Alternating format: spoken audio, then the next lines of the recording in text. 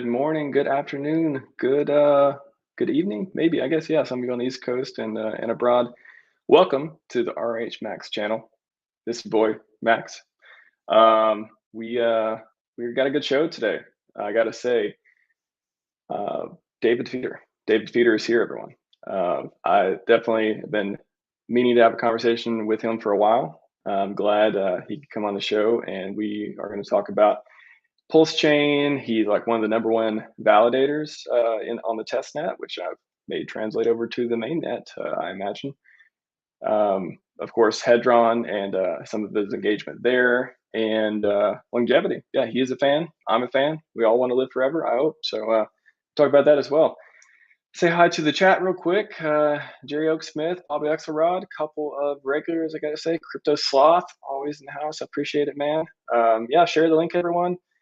This should be a great conversation. Little Terrence Beats, hello and welcome to you, sir, as well. So without further ado, let's bring David in. Welcome, David.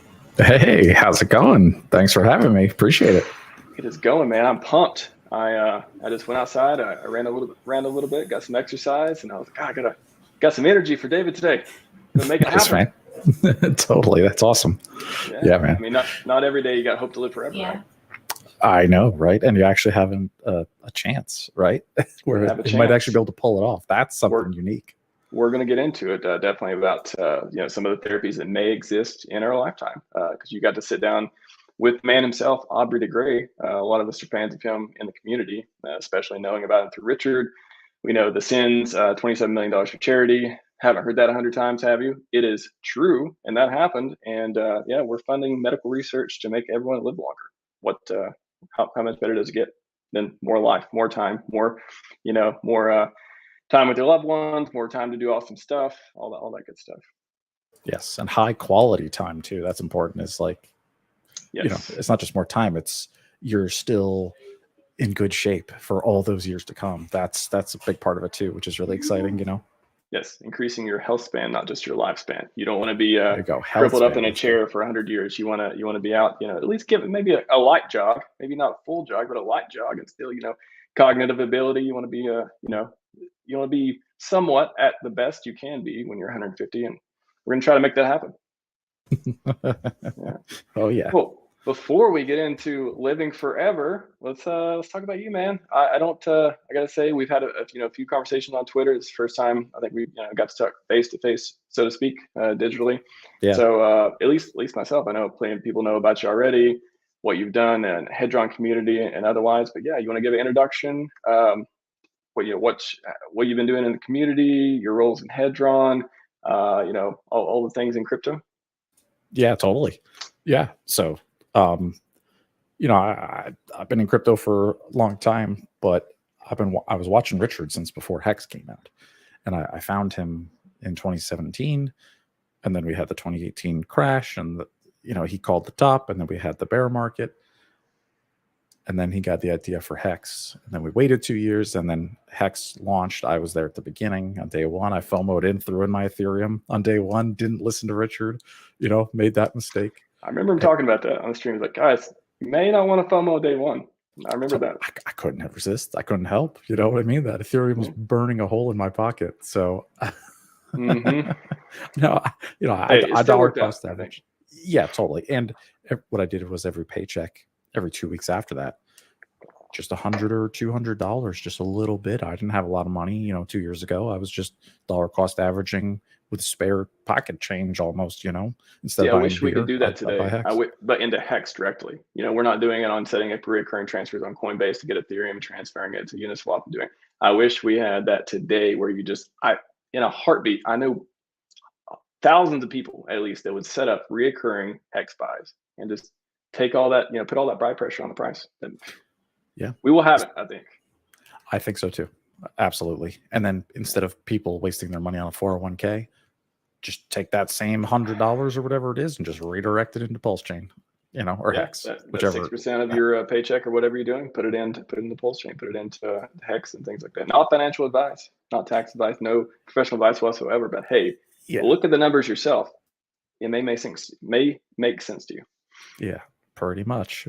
For the equivalent of a couple grand, I got decades of salary over the last 2 years with Hex. You know what I mean? Like the price appreciation, like that guy, you know, I could work the rest of my life and never make this much money kind of stuff. So that's the possibility. Right, yeah, that's what can happen. And people who do that same strategy with PulseChain and PulseX, in my opinion, over the next 2 years, you're looking at the same kind of life-changing stories for more people. How many testimonials are on the Hex website? I mean, and coming soon on the Pulse website, I'm sure. There's so many video people putting their face out there saying, Richard, you have made my life so much better than it used to be. Oh, yeah. How many more do we need? Do we need thousands? Like how many? When mass adoption, Dev? Like when do you need to hear so many people tell you about it before you dive in? Right, like it's preaching to the choir, right? Yeah. If you go to hex.com/testimonials, and that's where you'll see all the videos of everybody. You'll also see the tattoos. You know, I've got one. There's a bunch of other ones out there. Oh, you got one? I didn't know that. Yeah. Yep. I got it was like 2 years ago, or 1 year ago. Yeah, I live streamed it on Twitch. Yeah, the guy did a really good job. I live streamed it, and it was awesome. And then I don't know if you've ever heard of Ski Cat, you know, the mysterious whale benefactor who would give a lot of Hex to people back in the day. He gave me 1 million Hex for that tattoo. At that time, wow. Yeah, that Hex at the time was worth $10,000. So I took the 1 million Hex and I staked at 5,555. And now that stake is now valued like more than like my house. It's like more than my whole net worth, that one stake. So 1 million Hex right now is, that stake, I mean, we don't know how much it's going to be in 15 years, but even today's price is for like 100K, 150K. Yeah, correct. There, at least. Yep. I mean, and that's just, you know, now we know where the price is going in the future. Yeah. And that's just the principal that I put in. That's with all the T shares. It's accrued thousands of Hex since then last year. So yeah, it's insane. It's pretty insane. That's a great story, man. That is motivational. That is like, you're like a motivational Hex speaker right now. Like you brought the tattoo and then you told us the 1 million Hex story from a fine gentleman giving you that and staked at 5,555. It's beautiful. Yeah. Yep. And it, you know, gives you something to look forward to every day, you know, and even in the future when I think, hey, I'll be 50 when that comes out. So, I mean, that is my retirement right there. I don't have a 401k. It's just going to be that Hex stake and the other Hex I got, man. Man, a lot of people are doing it. I got to say, even through, you know, Rocket Dollar, for example. I don't know if you've ever used their service, but they basically, they let you take your retirement. They let you make a retirement account. You can convert it over, whatever, and they let you invest in crypto. And you just create an IRA MetaMask account. You go to Uniswap. You got to keep everything straight. All your funds only in there. You can't have any back and forth. But then you can buy Hex. You can even you could even participate in the ratio trading coming up as well with PulseChain if you got PX from your stakes. Really? I didn't know that you could do Hex with Rocket Dollar. I did not. Wow. Yes, you can. I personally know some people who've been doing it. There's actually with Kinetics, if you there's like a 15-minute all you need to know stream that they cut from that, and it was like him and the Rocket Dollar guys, and they're like, yeah, you can trade Hex. They're like, we're working. This is maybe a year ago. We're working on getting Hex, actually listed or whatever on the portal. But right now, all you do, they partner with RHMax. It's one of their partner custodial exchanges, and then you just get all your money there. You get Ethereum. You send that to your MetaMask wallet that you only use for IRA. And then, hey, you trade whatever you want. There's as far as I know, no, it's not tax advice or anything like that, but there shouldn't be any capital gains from it. And then you can buy Hex if you're holding Hex at the fork date and stuff, and you get PX from it. Then, if you want to participate in ratio trading, so you could have sacked. I think you could have sacked. They talk about that during the stream. You could have sacked and got the money. You got Pulse to your IRA MetaMask account. But if you missed that, and of course, you probably shouldn't do that now for many reasons. You can take the PX you get at least, so you got something to trade, and then you can get Pulse. You can get PulseX. If you want to trade like that. So that's something that's coming up, and a lot of people are watching, and not enough people, I don't think. Yeah, that's news to me. That's amazing. That's awesome. Wow. yeah, I would highly recommend people look into that for a retirement, an official, retirement plan. Yeah. If you want to save on the taxes too, right? Because that has tax advantages. Yeah. So I'm not sure if it's up as front far or as I know, after.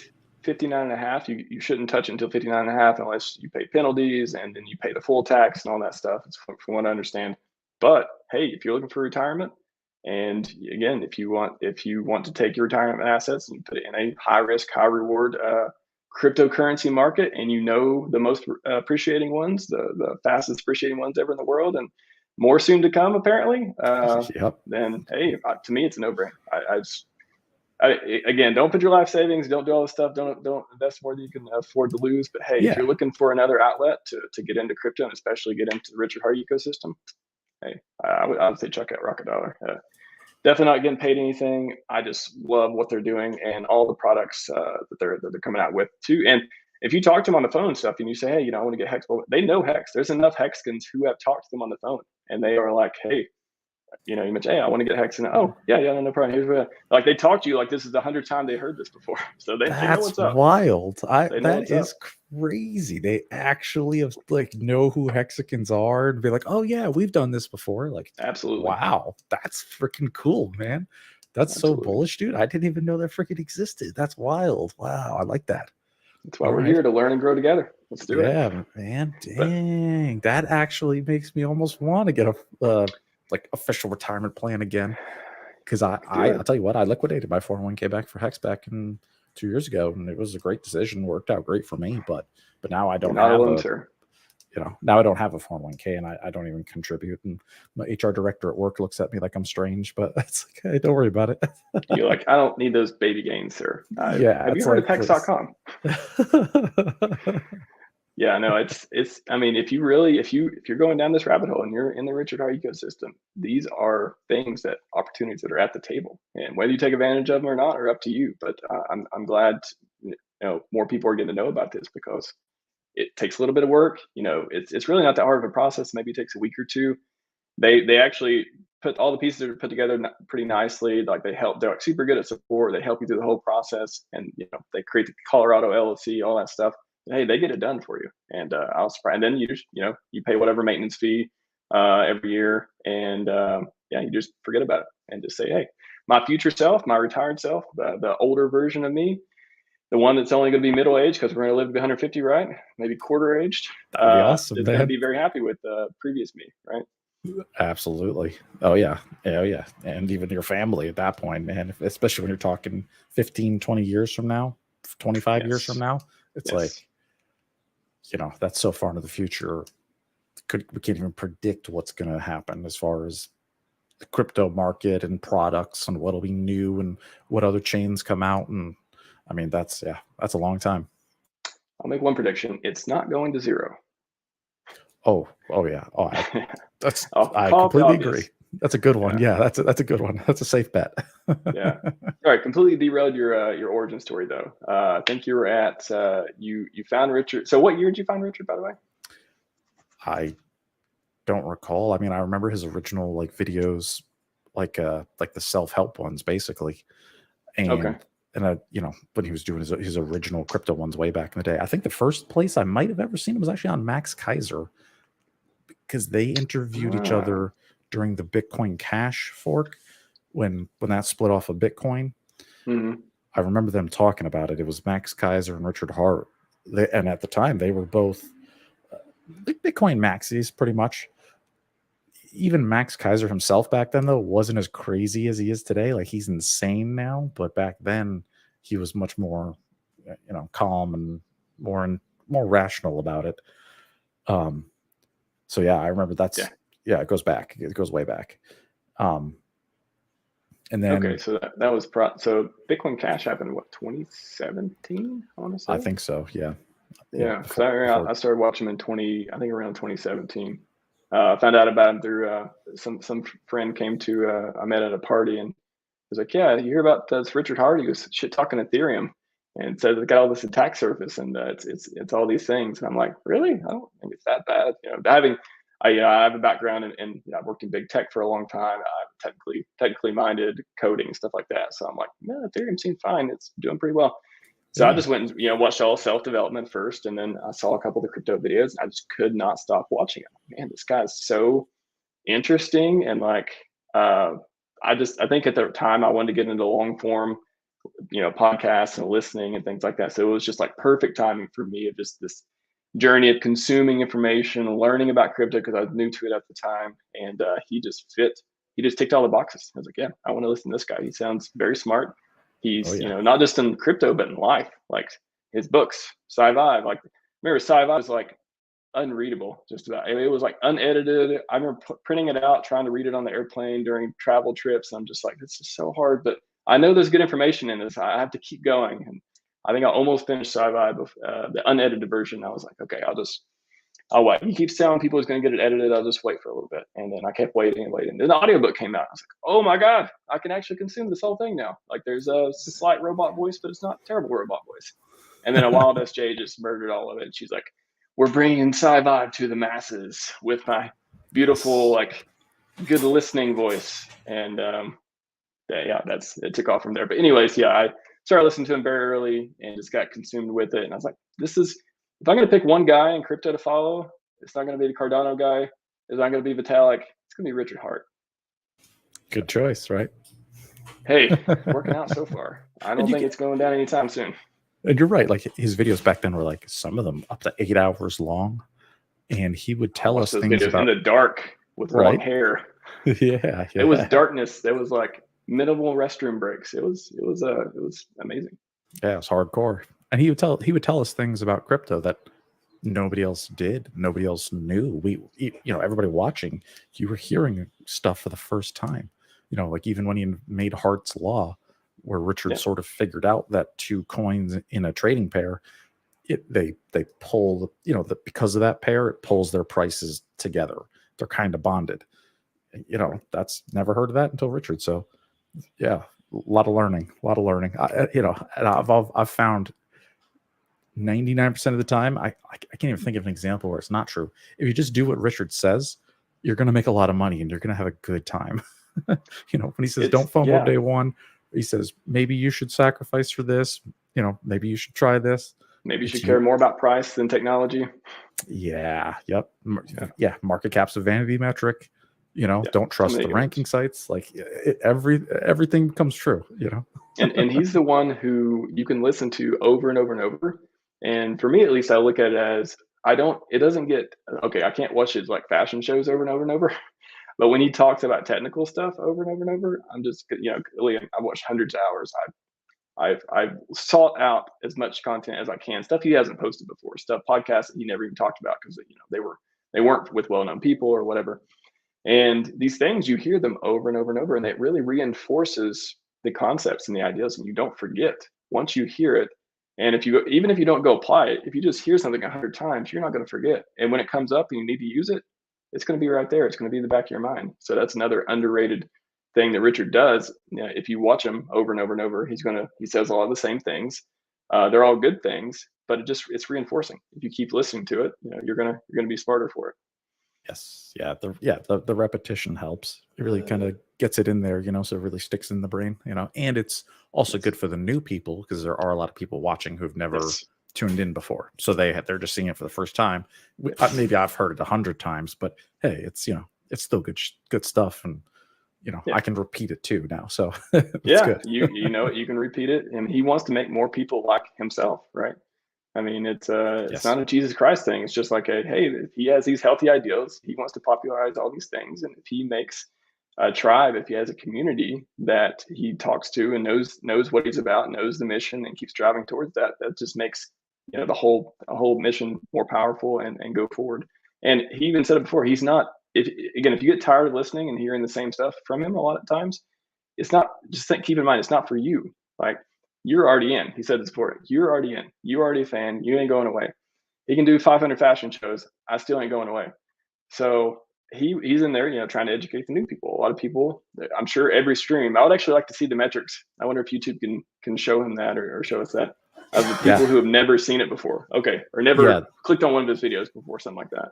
I think it does both. Yeah. I think you can see people who are not subscribed and you could see new, like completely new viewers who've never even seen a video on your channel before. I think it gives you both. And I think it's high. I think it's like, for most like YouTubers, like 75% of the people who watch your videos like are not subscribed to you. And I'm not sure about how many have never seen you before, but like most are new every time for every video. Yeah, I've definitely seen the subscribe statistics. Yeah, it's always like 70, 30, 80, 20, stuff like that, which is, it's surprising. I don't know. I guess a lot of people just get on YouTube and just type stuff in and they find you like that.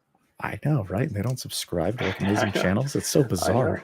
Well, if you think about it, human nature, I could make a case for that. I could say that most people, they aren't consistent in that way. They don't view content consistently over and over and over, which aka subscribing. So why would they subscribe to everything they're interested in? Why not just roll the dice like most people, I guess. So yeah, I could believe that statistic actually. Yeah, that makes sense. So awesome, man. Like let's get ahead, because I'm a little confused too. Like, so Hedron. First, like, so what is your role in Hedron? I know you like did a billion streams about it and talked about it, and like, are you a developer in it? Like, are you part of the like no. What? You're just like a fan, right? Yeah. Okay, like, because every time I say you talk about it, it's like you designed it yourself. You know it so well. It's like I think a lot of people assume that you're part of the team or something. Oh yeah, I'm just a user. Yeah, no, I am not on the team. I did not develop it. I had nothing to do with its creation. That's amazing. I found Hedron like 2 or 3 weeks before it launched, and I tried it on the test net, and I joined the Telegram, and then I met Alex, and Alex is the founder of Hedron. He's a OG Hexkin like us from day one, and he worked on it for a year. So he started building it last summer, maybe even last spring, because it's been out for almost 90 days now. So yeah, really, I just became a fan and I really enjoyed it because I thought it was a cool idea. I like what it does, and we can go into that in a second too about what is Hedron. But so yeah, I'm just a user, and I also enjoy Staker Wrap. I used to do videos way back when I started. I would show off Staker Wrap in a little virtual machine, and I'd stream about it. I made a video on how people could claim Hedron using Staker Wrap because it's kind of hard. It's there's a lot of steps. You gotta download MetaMask, and so I just wanted to help people get their airdrop and claim lock in their bonus. So I was trying to help. Yeah, and that's what maybe because of one of the first times I started watching a lot of your content was when you went on the Twitter Spaces with Matty Allen back then during that the controversy, and maybe that's at least in my mind, maybe that's what cemented like, oh, this is one of the developers at least. But no, you argued its case beautifully, and that just really sold me on you from that point on. Yeah, I'm glad I could help. Because I did read the smart contract and I read the audit, and everything looked great. There was no harm in claiming it, right? And Maddie was being protective, which I completely respect and understand. And me and Maddie do the Tuesday the Game Theory Gang show now. So yeah, I love Maddie, and it's always fun hanging out with him. That's funny how that happened, and then you all are doing a show together. And I was like, wow, that's like a really good story for the community. It's like, if you have differences or you're on two different sides of the coin, and then you talk together, and then it's like, what, let's get even closer. Let's do a show. Like, let's show the love. Let's put more love, out there in the community. And that's great, man. Yeah, totally, man. Yeah, absolutely. We're all on the same team. I know a lot of people have differences, but I get along with everybody. I'm a pretty mellow guy, so. Yeah. No, you did a great job representing a lot of things in the Hex community. And we'll get into Pulse a little bit later too. But yeah, like, since you brought it up too, what is Hedron? Like, what can you tell us about it? Yep. So it's actually like a couple smart contracts in a I think there's 3 of them technically, but really all it is there's the first part is something called Hex staking instances, and I'll give you an analogy. It's kind of like there's a jar, like a glass jar. Sorry, my dog is playing with his toy, so if it's a little background noise. Dog's in the data center. We get it. Yeah, he's throwing around the power cables. Yep. So, so basically, you can imagine like you know how you can take a hex stake today. You just go.hex.com and you can take some hex and you lock it up in the future 5555. This is similar, but what it is you take your hex and you put it in a little jar, and then you can lock it up 5555 or however long you want. It could be less. And then you have it's like hex stake in a jar. And then what you can do with this jar is the jar you can turn into an NFT, and then it becomes tradable. So then I could send the jar, I can send you my hex stake, and now it's in your MetaMask wallet. And then you can go and you can open the jar, and now it's yours in your wallet.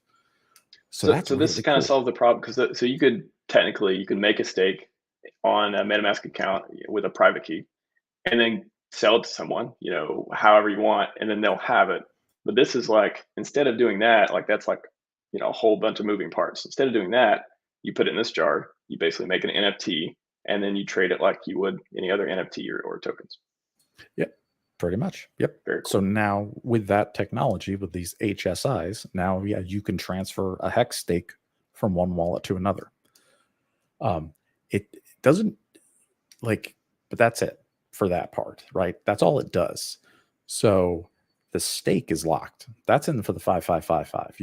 You could emergency unstake it if you wanted and face the penalty, but even if I trade it to you, now you just own the hex stake.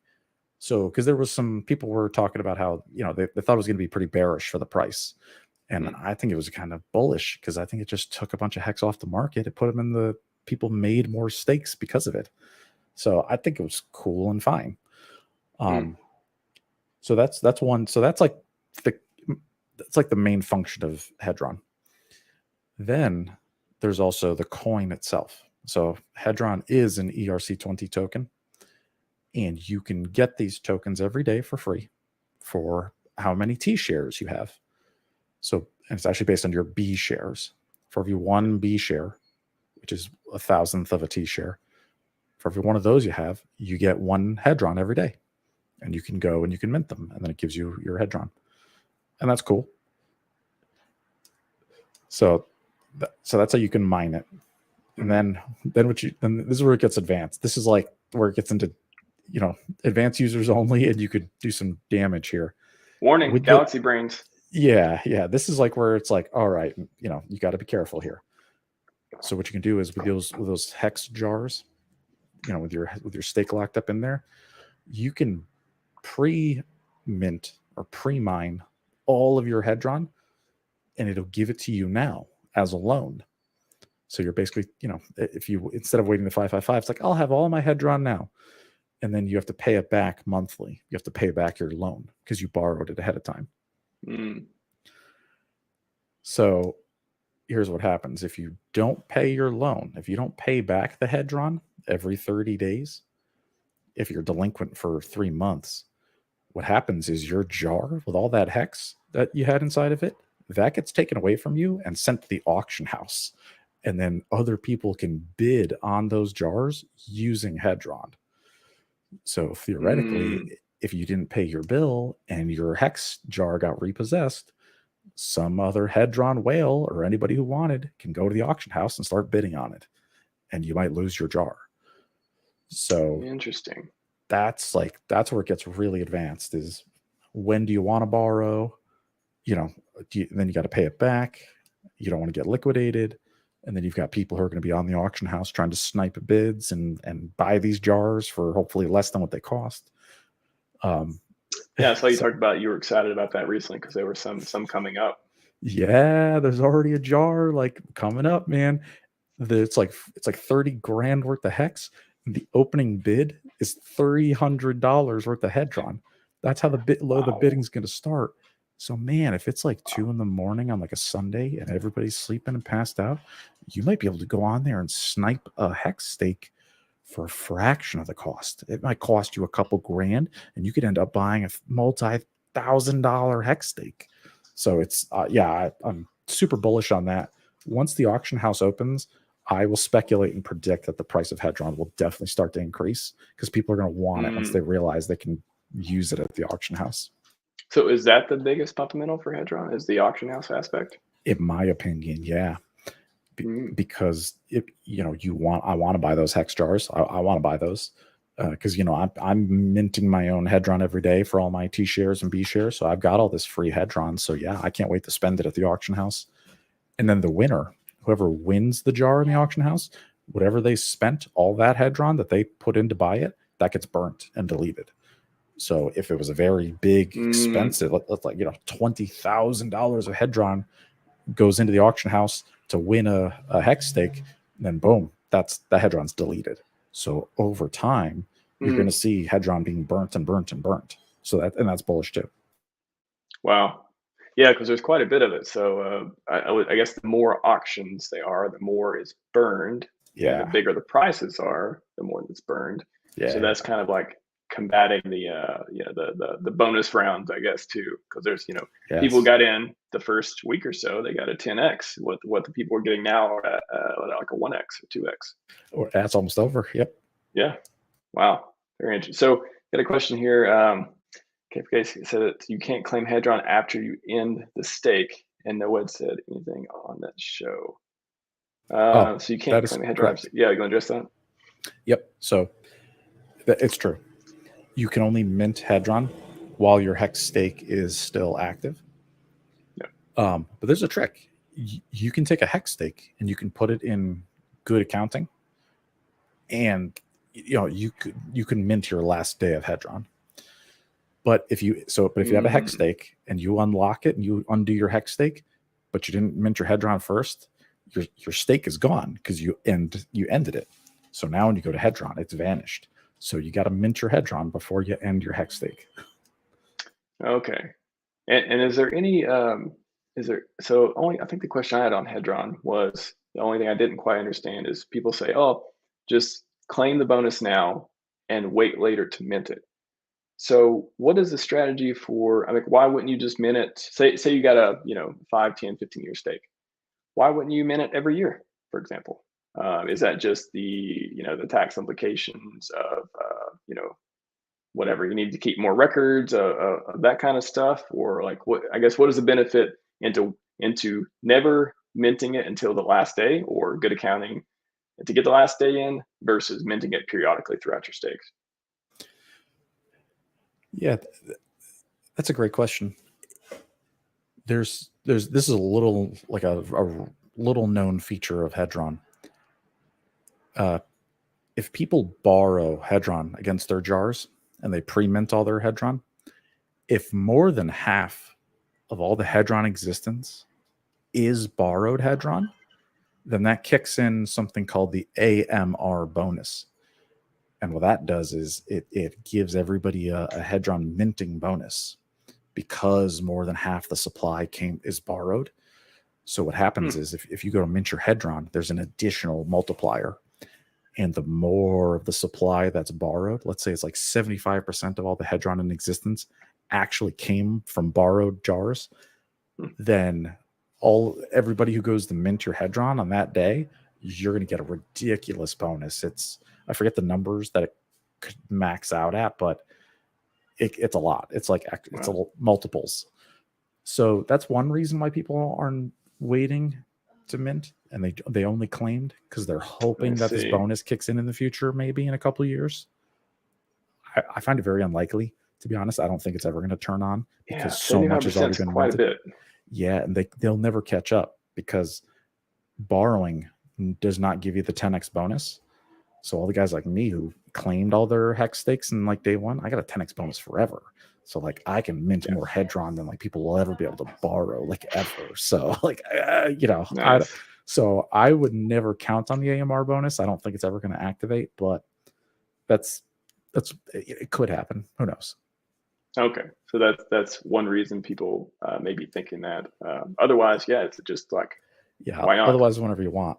I guess the price of Hedron up and down could affect gas price up to gas price. Yeah, that's the big one for me. Is like, I think it's if you catch it on a Sunday night, it's only like $10 to do a mint.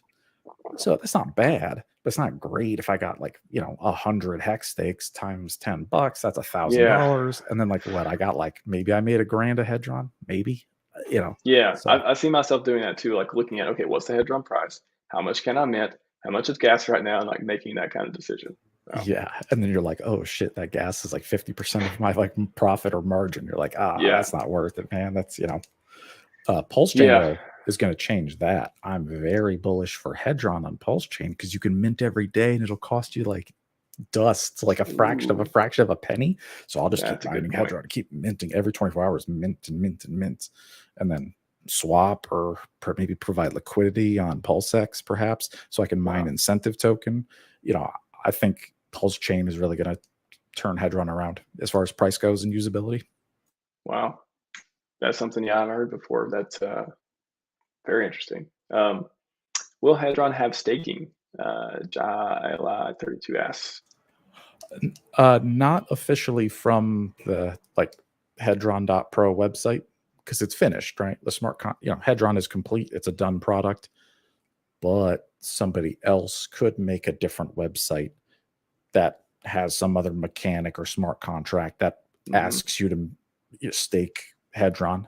Somebody Somebody could build could, on top of Hedron, I guess, too. yeah, exactly. Yeah, it'd be like a secondary, smart contract. Yep. Hedron S. Hedron staked. Yeah. Interesting.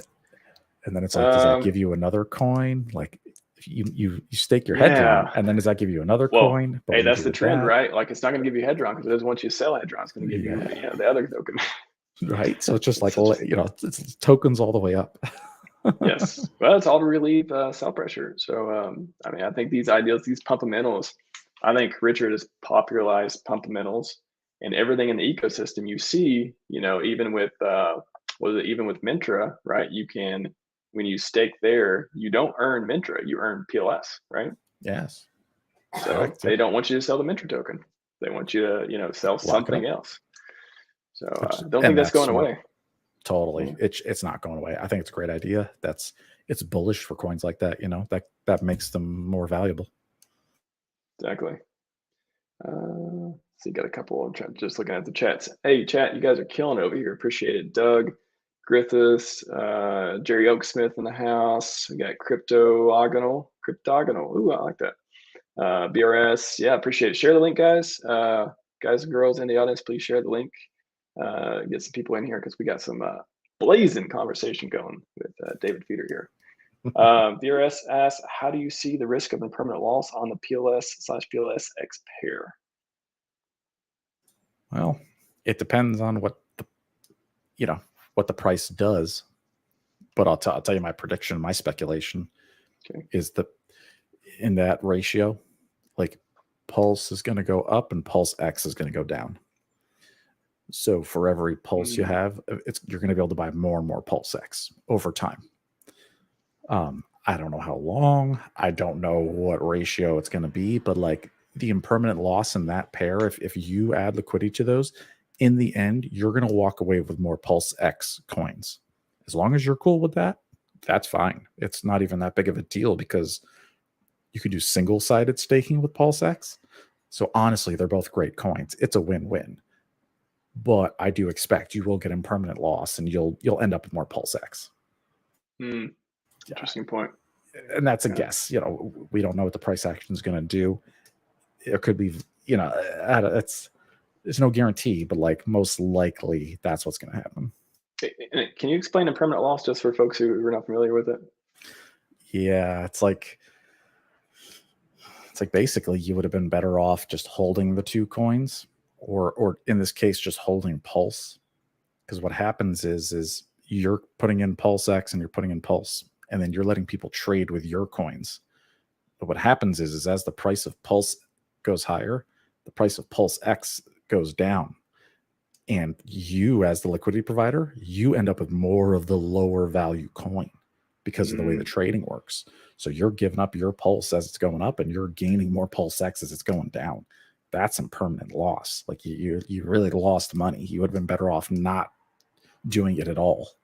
And it happens. And doing it, so being a liquidity provider for that pair. Yeah. Being a liquidity provider, in my opinion, is pretty high risk.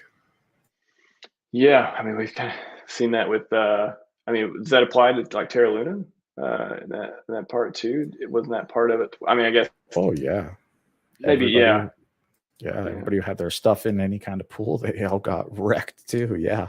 Oh yeah, yeah. and that and the algorithm that was trying to okay keep it stable. So it was what selling.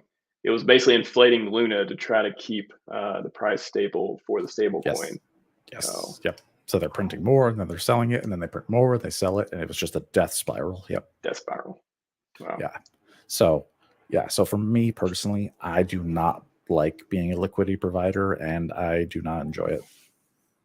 So it's Well, not my you got cup a of lot of tea. options to make yield. In PulseChain, you got and Yeah. PulseX and everything. I mean, everything is in the ecosystem, in the richard ecosystem, is about making yield, basically delayed gratification, make yield, and incentivizing you not to sell it because it's in your best interest to hold and make more with it. Yes. Yeah. Absolutely. Uh, the question from Selt Hex, aka Gaimon. Gaimon's been with us for a while too. Do you think Hedron could really become interesting to enter Hex on PulseChain? Oh yeah, absolutely. I think PulseChain is going to revitalize Hedron. It's going to like make it feel fresh again. It's going to make it cheap and fast, and I can make those hex staking instance jars now, and I can crank them out real cheap, and then I can eventually you can go to Mintra, and I predict Mintra with Gerardo and his team. I think they will be the number one location to purchase the hex stake instances as NFTs. So totally, dude. Like if you're buying P Hex in the future, why not stake it with P Hedron at hedron.pro? Put it in the little jar, and then you can NFT it for almost free. You can move it around. Yeah, I love it. Love it. Wow, that's a great point. Yeah, so I really hadn't even thought about that angle of using PX with P Hedron. Yeah. Like I never thought about even using Hedron in Pulse with Hex. Yeah, that's a great question and a great answer. Yeah. One reason I love those HSI stakes too is just from a security perspective. If I'm even just paranoid that my seed words were compromised, I can send those, NFT them and then send them to a brand new fresh wallet with fresh keys, and then just stop using the old wallet. So it lets you like abandon ship, where if you have the old hex stakes from go.hex.com, those are stuck forever. If somebody else gets your private keys, you're doomed. You're sharing the wallet with them at that point. But HSIs lets you, it's kind of like life rafts. You can get your hex and abandon ship. Yes, that is another component. So you mentioned like the three things it's designed for, but like I guess incidentally, one of the effects of the HSIs is able to abandon ship, and your wallet gets compromised. You can't, you don't want to just merge the instinct and all that stuff. You want to be like, hey, send my NFT to another wallet that they don't have control over. Oh, beautiful, man, beautiful. Yeah, that's a neat little bonus, right? Yes, for sure. A question from Cryptogonal. Cryptogonal. God, I love that name. It's just hard to say when I'm reading it two different words. Do you think HSDC and ETH in the HSDC hex and liquidity pools would start to be pulled from mainnet announced because the HSDC not possibly have value pulled? That is a lot of words. David, do you parse that one?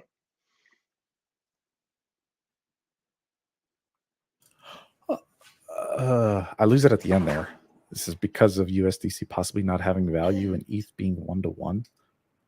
I don't get that last part, but what I will say is as soon as Richard says like, fork in a week, I expect the USDC and Ethereum pairs for Hex, people are going to start pulling their liquidity out of Uniswap, because you don't want, if you're liquidity providing right now on Ethereum on Uniswap, you don't want to leave your coins there for the fork, because once PulseChain goes live, the automated market maker bot is going to steal all the coins out of it, basically. So you'll lose your coins. So if you're LPing right now, I'd even start pulling today. I would pull all your liquidity providing to get prepared.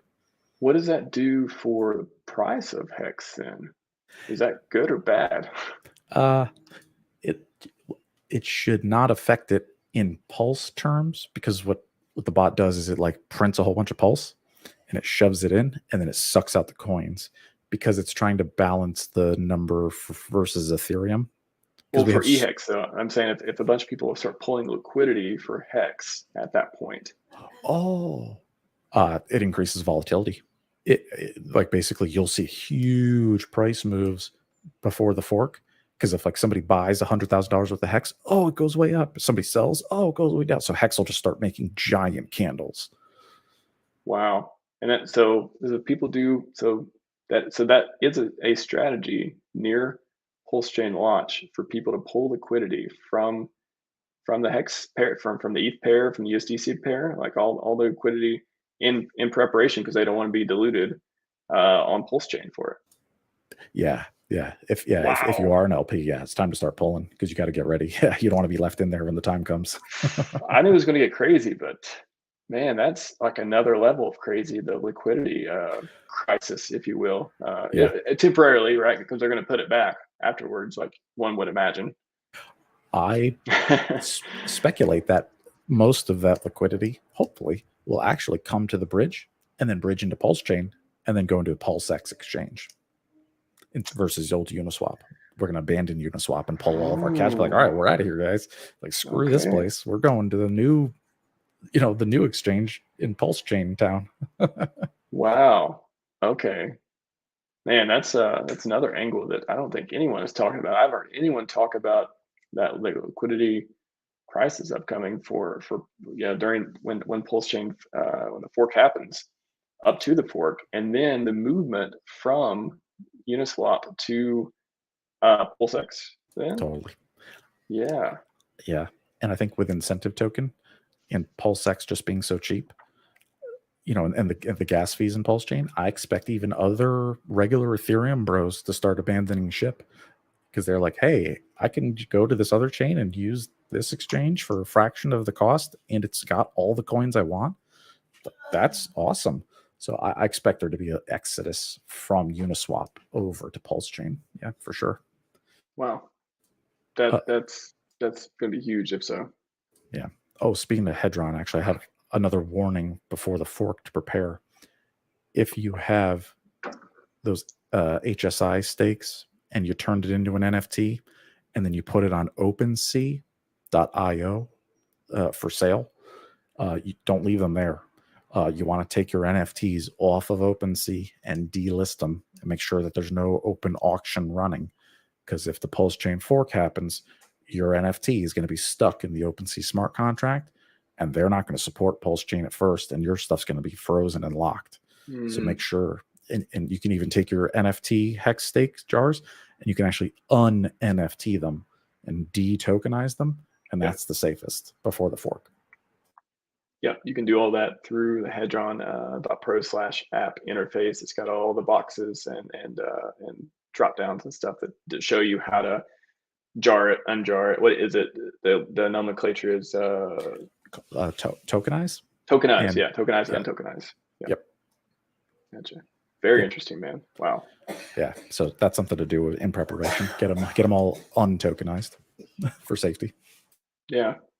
So Game On says, what could be the market for NFT that would hold HSI token? I think Bintra.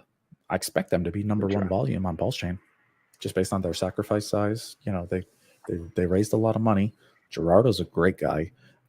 I wish them the best, and I hope it's a great project. So I think all the HSI jars will definitely go to Mintra. Wow. Wasn't there another somebody doing another NFT platform? I'm not sure if that was a sacrifice or not. I thought I saw another one coming out too. Yes, I forget the name of it. I want to say it might have something to do with How to Pulse. It's with those guys or related to those guys. Yeah, I think I heard it from them. That's right. Okay. Yeah.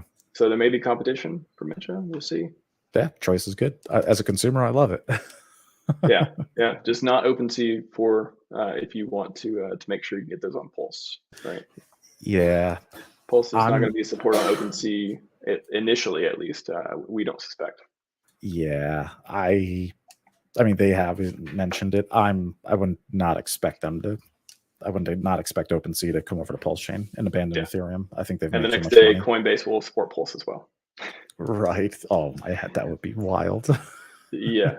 I mean, that's same conversation of like OpenSea doing it, Coinbase. Here's all your Pulse tokens. Like Brian Armstrong gets on there.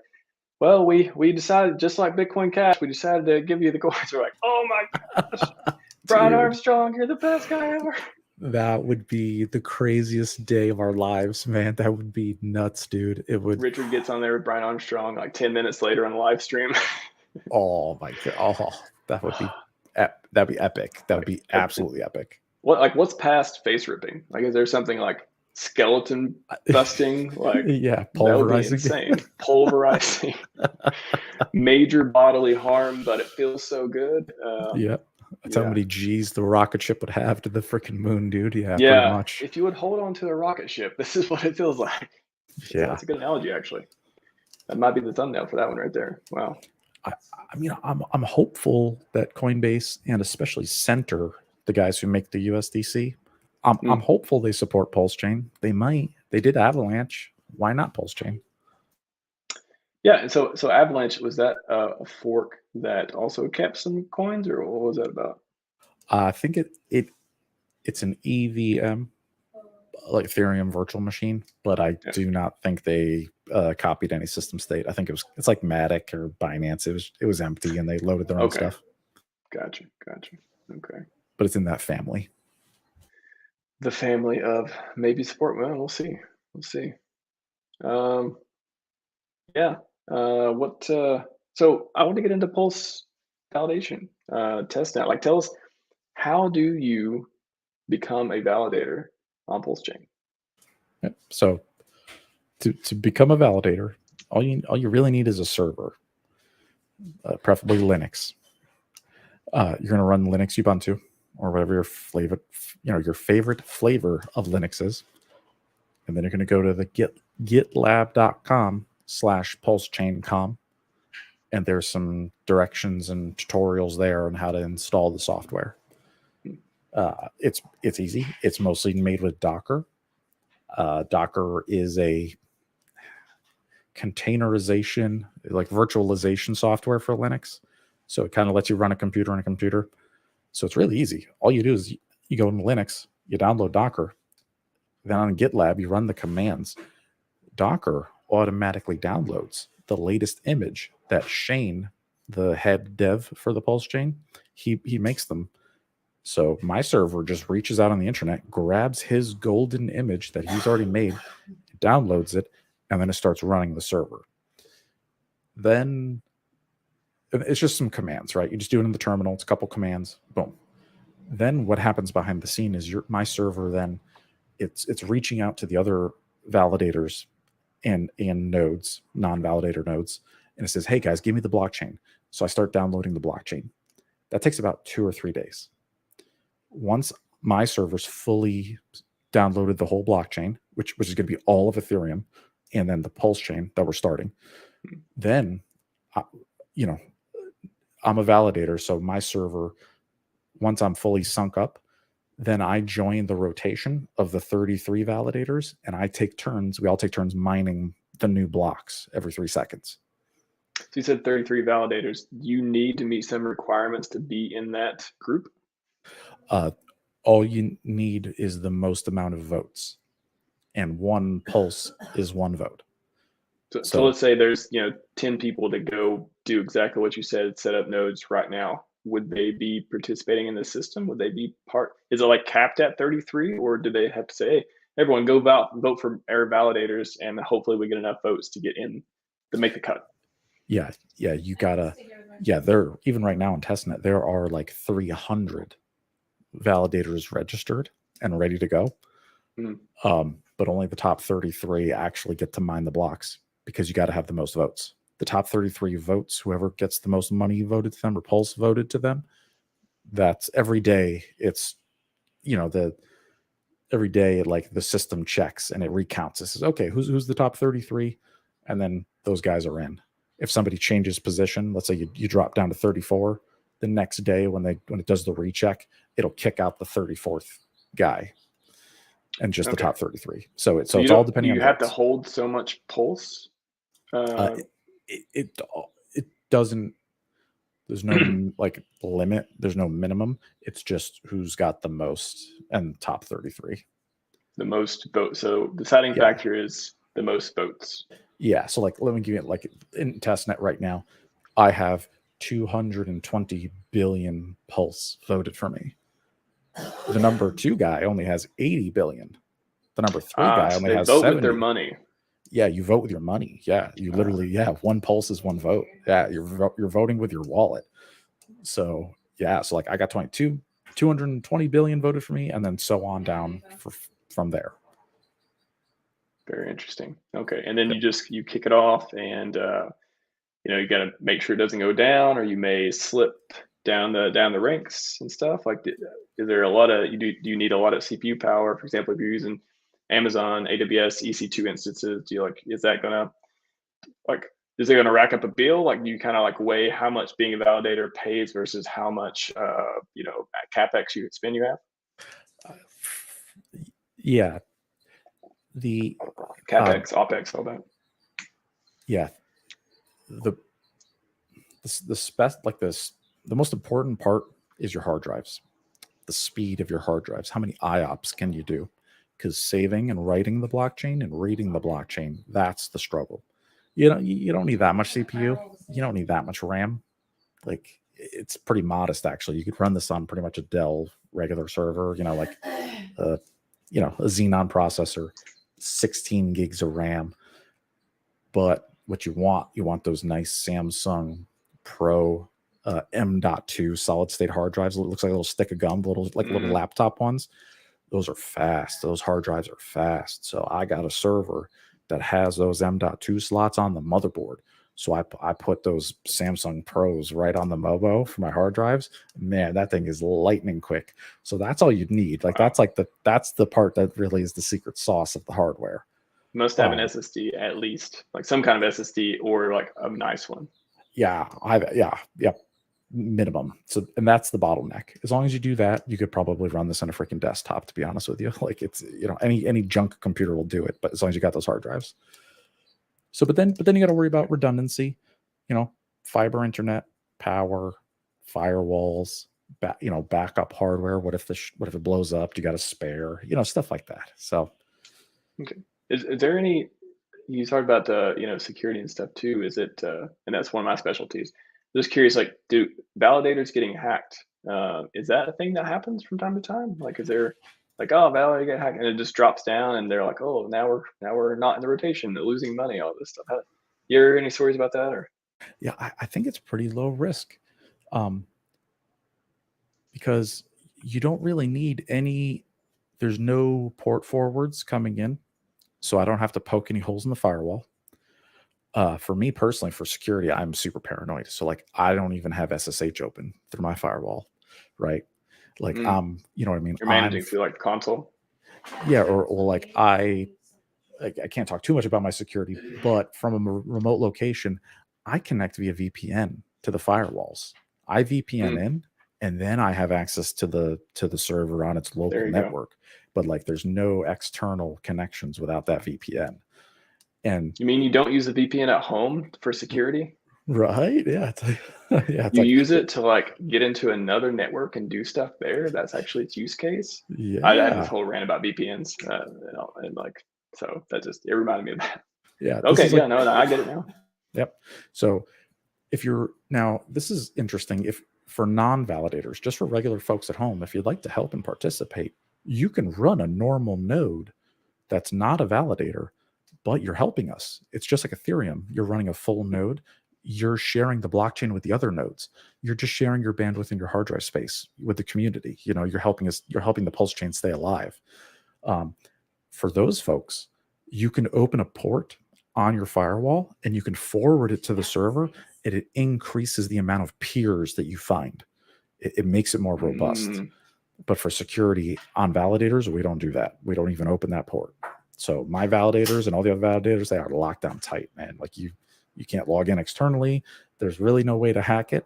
And what's cool too is even the wallet because you have to make a MetaMask wallet for the validator server. It actually has its own private key inside of it.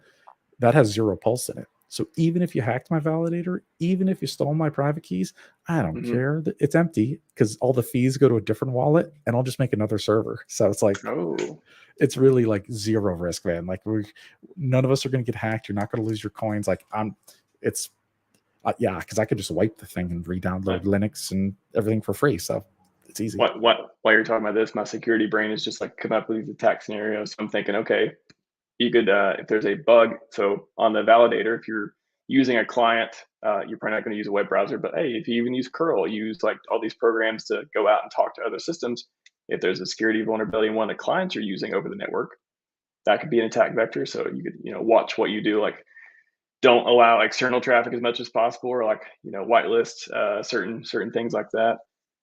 If you talk about using a VPN, so if they were steal your credentials and log into the network, now they have access to stuff. Yeah, so the client side aspect on the node, and then the credentials for the VPN need to be kept secure. Yeah, other than that, I mean, that's like the two most straightforward attacks I can think of on it that you would need to protect against. But it's very good to know there's not, there's nothing, there's no listing. It's not listing on the network over the internet, especially. Yes. That's a big attack surface for servers. Usually, you got a web server running, you got 480, 443 open, all this stuff. And there could be attacks on the website and the code there and stuff. But that's validators that you have a lot of reduced attack surface. That's very good to know.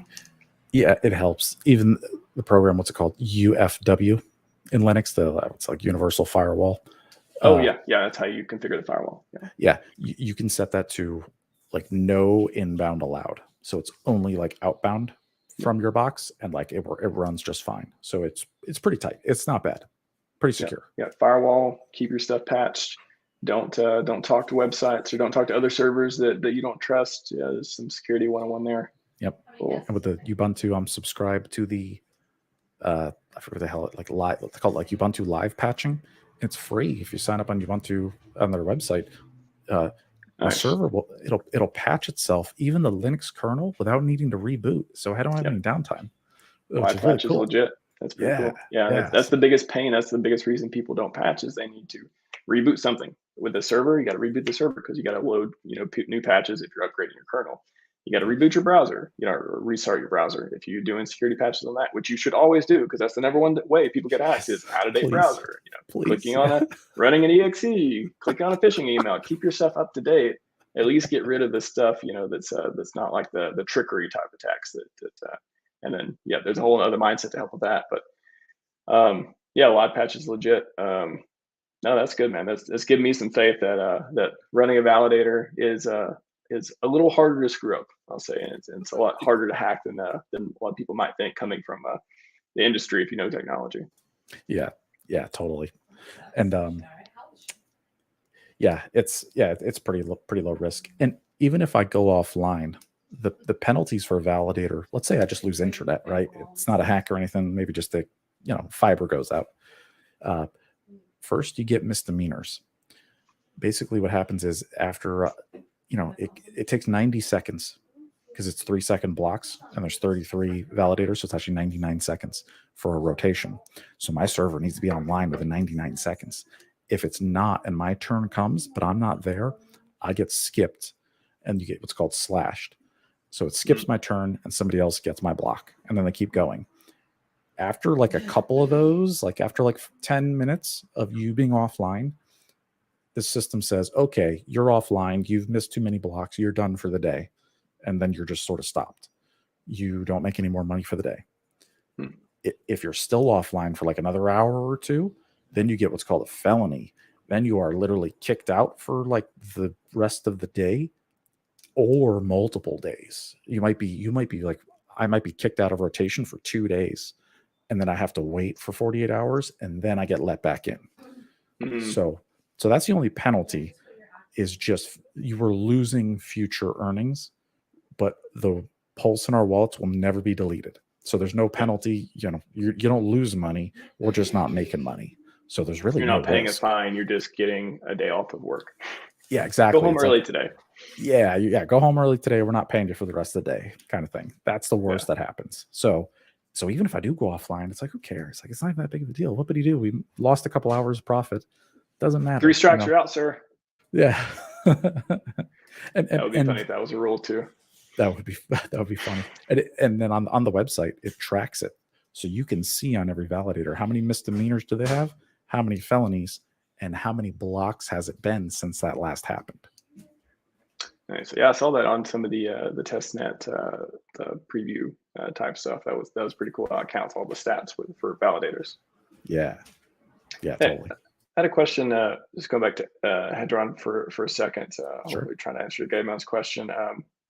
What could become a JPEG NFT if it's also holding an HSI token? Wouldn't it be more interesting?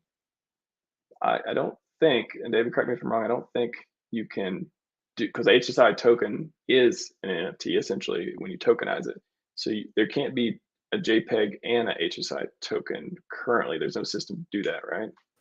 Well, all the HSI stakes already have a JPEG. It's actually a GIF. It's a moving JPEG that Alex set up when he set the smart contract. So I think you could change it later. You can change the JPEG, but right now it's like all the HSI stakes NFTs all have the same JPEG. So it doesn't really, So it's already more interesting, Gaemon, because it has a GIF, which is essentially a moving JPEG. So it's actually pretty cool. It's like a jar. It's like it swirls around. It's pretty cool. Okay, so that's because, and that was designed that way because when you're listing it, it needs to show something, right? That's like just instead of showing blank, it'll show like this whatever it is, that jar. Yep, it's on OpenSea.io, and then if you just put hex stake instance for search, and you'll see them. You'll see all the ones listed there. There's like a couple hundred of them. Gotcha. Another question. So back to the validation. Delegation rewards will be greater on mainnet compared to testnet. If so, by how much? What rate do you think delegation rewards will increase over time? This is like my favorite question. This is what I think about all the time. I dream about this because it's like right now, all right, I've been mining on the testnet for like 6 months. Bro, I've made like 40 pulse. Like 40. Like it's like nothing. When mainnet comes, is that even up? Is 40 pulse even like a penny? 40,000? So like 40. So it's like right now the test net, it's bad. We ain't getting nothing. Because if you look at the block scanner, the blocks are 0.01% filled. They're like empty, because it's a test net. There's not a lot of action. So that's why I love this question. When mainnet comes though, man, PulseChain is going to be so popular. If the blocks are like 80% full, 90% full, we're getting all those fees from all those users. We might be making way more Pulse than on testnet. It might be more than I expect, and I really hope it is. I'm cautiously optimistic.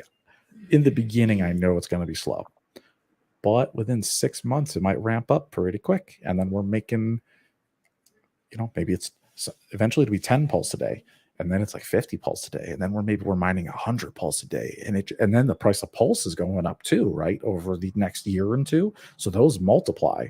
So the more we mine times how the higher the price goes, bro, we're gonna be printing cash, man. So I'm excited. So with the mining too, and this may not be something a lot of people know as far as it. So pulse is deflationary, right? Yes. Okay, so if you're mining pulse, you see the disconnect there. If people think it's deflationary, but you can mine more of it and you can get it. Like, how does that work? Yeah, mining's not the right word. We're just getting because there's no block reward, so we're just getting the fees. They're just block fees. Block fees. Yeah, because in let's say like Bitcoin, you get the reward for getting the block right, and you get the fees. In PulseChain, there's no block reward; it's just fees. Okay, so you're getting the fees. So you're getting what other people. People are basically just sending part of the pulse to the validators, and then some of that's getting burned. Is that right? Yeah, that's the deflationary part. Correct. We only get 75% of the fees, like the gas fees, right? It's like when somebody spends gas, like on Ethereum, because that's your gas fee. So we're doing the same thing, but 25% is burnt or deleted, and then 75% of what's left, the fee that's left, only 75%, that goes to the validator. And then me, the validator, I take that. I'm probably going to do it 50-50 to start. I'll break that in half. I'm going to keep half for me, and I'll give half to everybody who voted for me.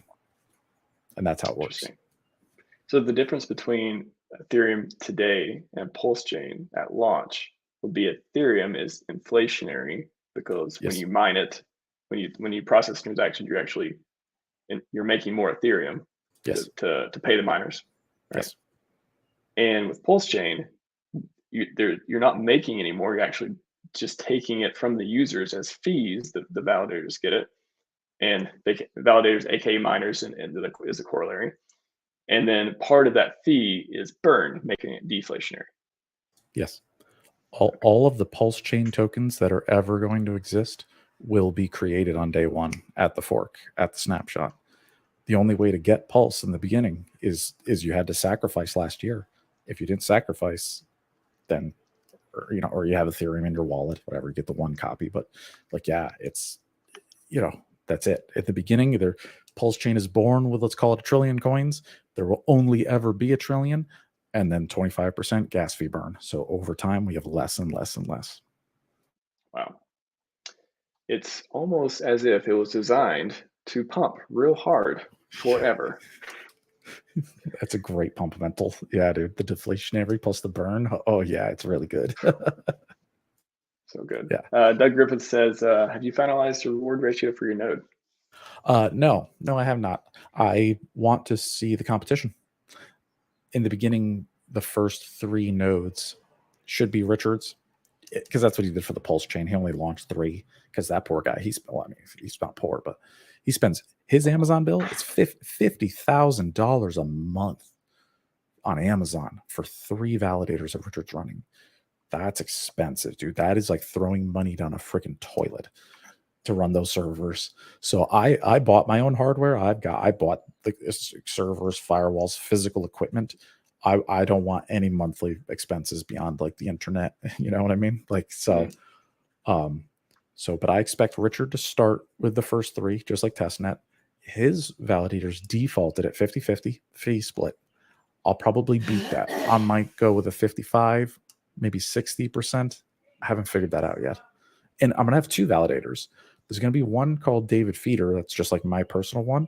And then I'm also running the Discourse Syndicate validator. So right now on testnet, it's like there's just one. It says David Feeder at Discourse Syndicate. But come mainnet, I want to split that into 2 validators so we actually have a choice. That's the plan.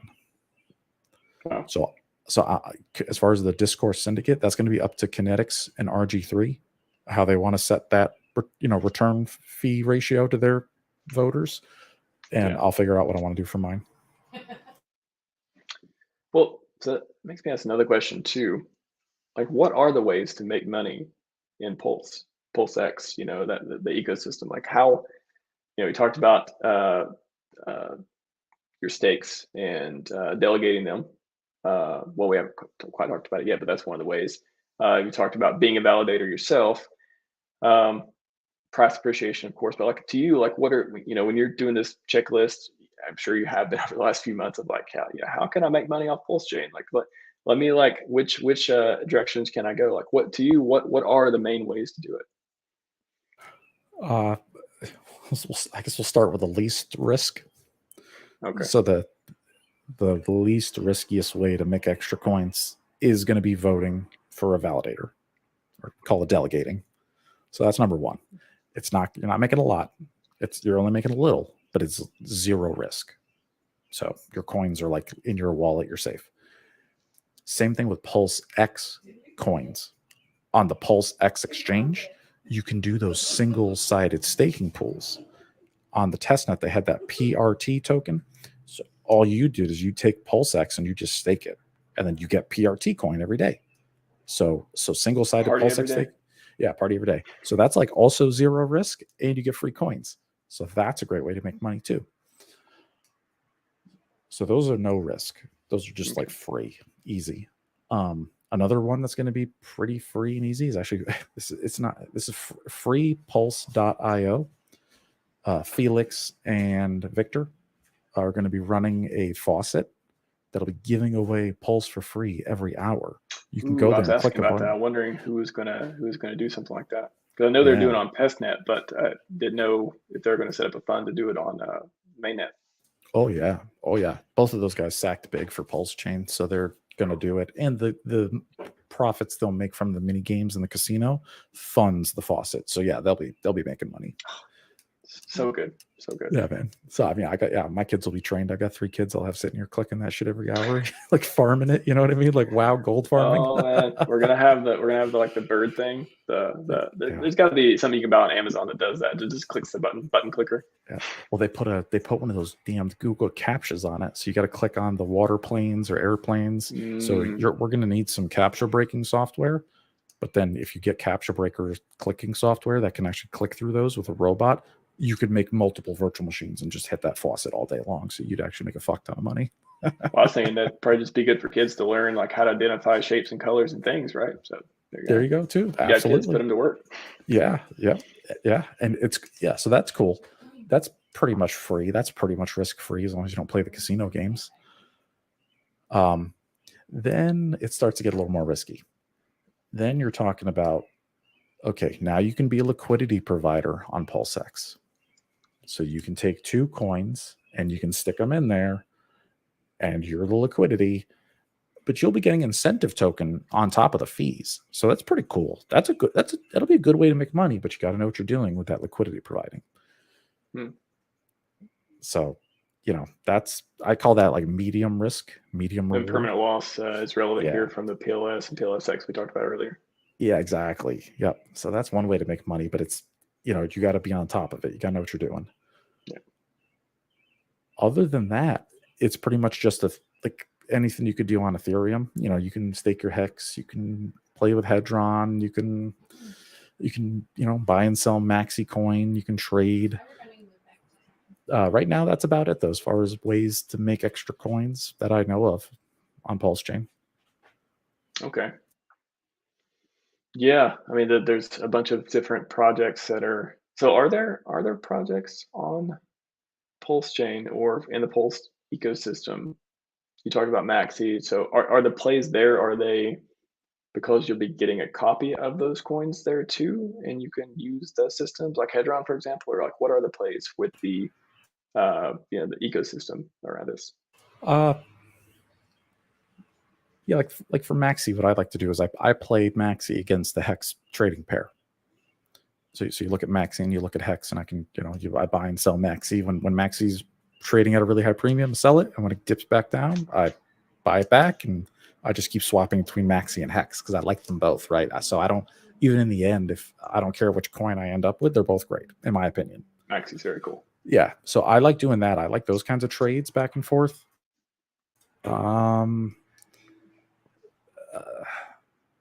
And that's kind of about it, like everything else it'll work just like Ethereum, Okay. Like Hedron, I think will be more useful, right? You can make those HSI stakes for cheap. You can trade them for cheap. You'll be able to mint your Hedron every day. There should be some awesome auctions going on to buy other people's jars that they've defaulted. So I'm bullish on that too. I also expect Mintra and just NFT degenerate land to be super popular on PulseChain because the fees are so low. Like when I can buy a monkey JPEG for 1/100 of a penny in transaction fees, and maybe the monkey JPEG cost me 50 cents. That's cool. That's like a baseball card or something, that's like a video game. Like I got a couple bucks for pleasure and entertainment. Sure. So I think all that stuff will be really cool. Like it'll be useful. Very cool. Yeah. Cryptogonal has a question. Once launch, how large have retail buys been? Do you expect the retail to have a heavy impact on PLSX at launch? How many SIX will be involved first 3 months? Yeah. Any speculation?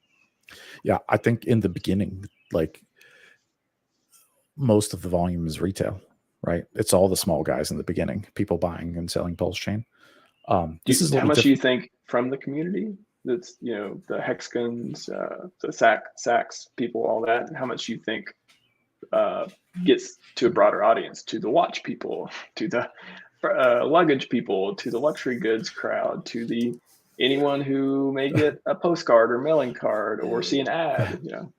That's a little harder to answer. I don't know how effective those marketing strategies are. That's a great question.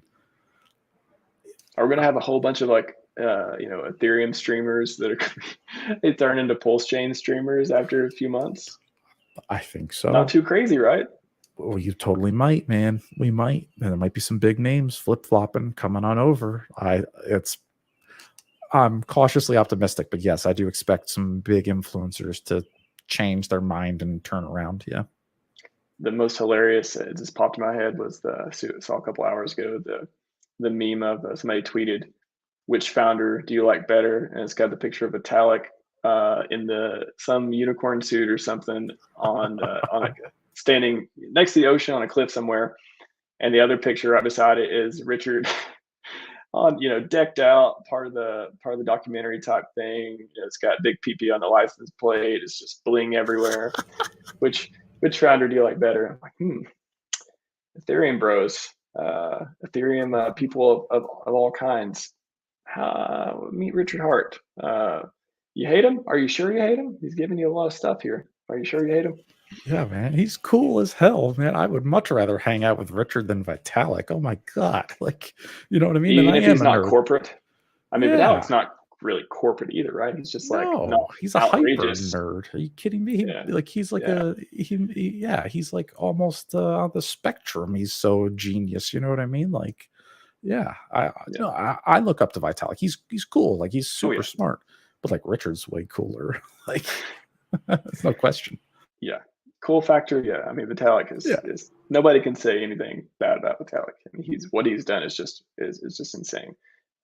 Richard is just saying, okay, well, everybody care about price. What do you really care about? Care about technology, care about price. You want to get rich? Yeah. I'm going to be the coolest guy you ever meet, and I'm going to make you rich. That's a beautiful thing. Yeah. What we got? One more question before we move on to a different topic. Do you think there would be a potential retail impact on other PRC20s apart from PLSX? That's a good question. Getting a copy of all the coins, are people going to participate? Are they going to say, I know the lure is like, okay, I got a bunch of Chainlink. Now I got a bunch of Chainlink on Pulse network. What is it worth?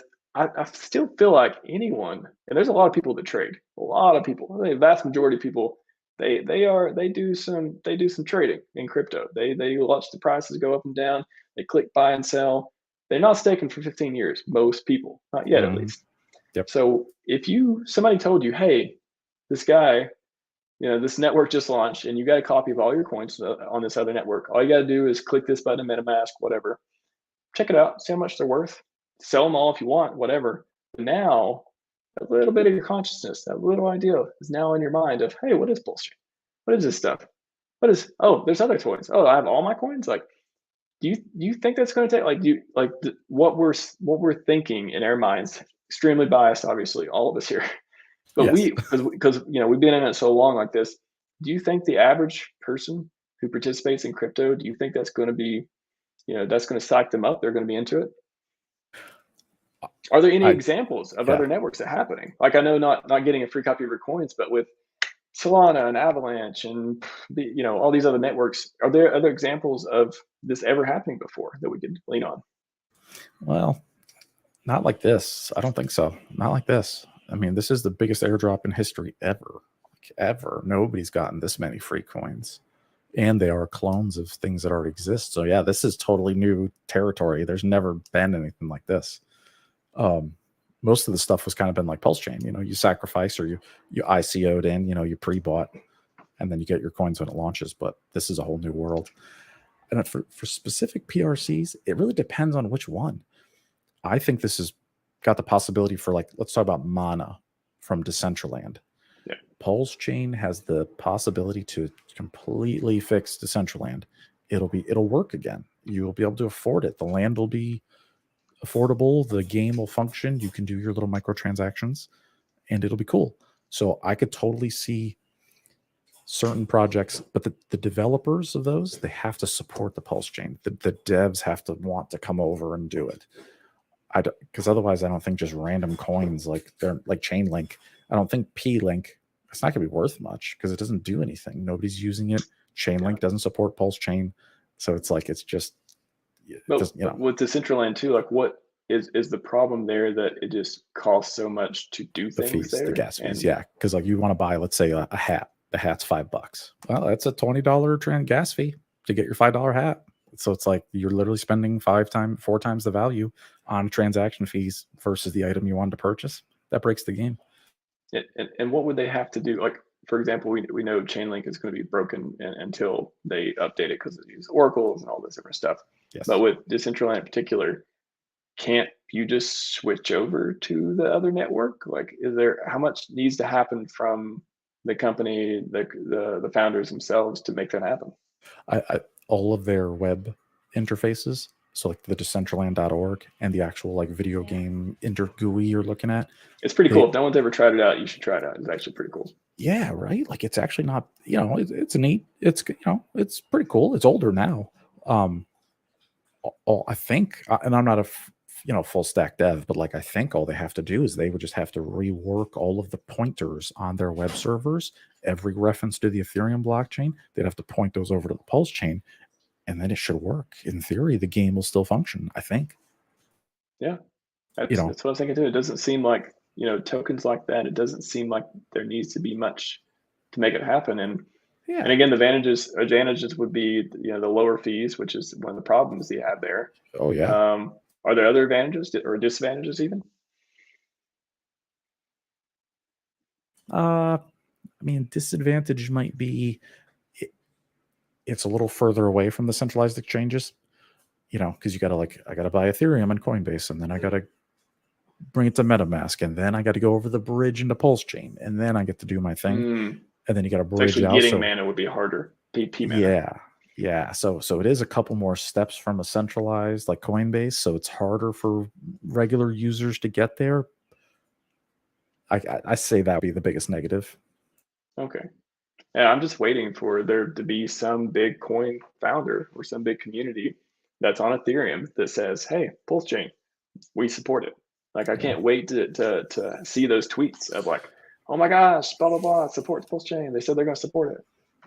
Yeah, even Richard has alluded to a centralized exchange, a big one, quote, quote, that's supposed to be supporting PulseChain. So we'll see. I don't know who it is, but we'll find out.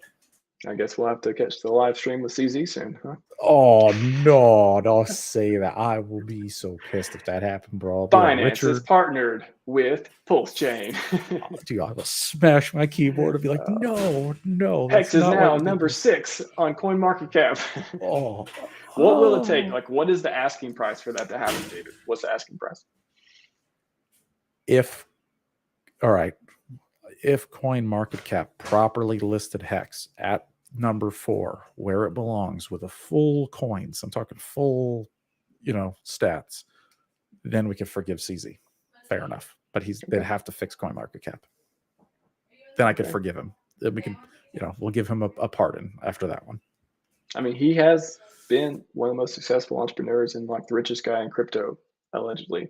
He's done a lot of cool stuff, but one uncool thing that he hasn't helped us out with is the damn gatekeeping at CoinMarketCap. So, yeah, CZ, if you're listening, there's a lot of people that would love you for a long time if you help us out. Okay.